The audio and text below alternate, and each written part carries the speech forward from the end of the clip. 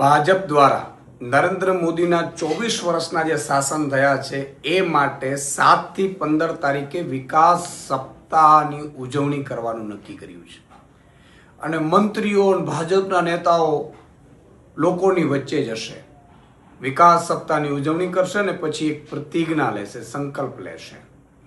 મારે એમને પૂછવું છે કે તમે એવું તો શું વિકાસ કર્યો?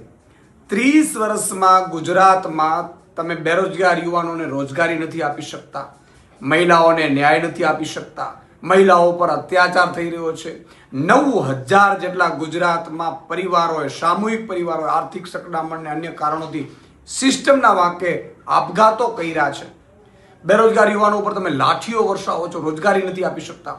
ખેડૂતો પાયમાલ થઈ ગયા છે, ખેડૂતોને ભાવ નથી મળતા. 11 વર્ષ પહેલા જે ભાવ હતા એ પણ ભાવ અત્યારે નથી મળતા અને મોંઘવારી ચારે બાજુથી વધી ગઈ છે. સારી સ્કૂલો તમે બનાવી નથી શકતા શહેરોમાં કે ગામડાઓમાં. આજે શહેરમાં રહેતા મધ્યમ વર્ગ અત્યારે ચારે બાજુથી સ્કૂલ અને આરોગ્યમાં પીડાઈ રહ્યો છે. તો તમે શેનો સંકલ્પ કે પ્રતિજ્ઞા લેવાના છો?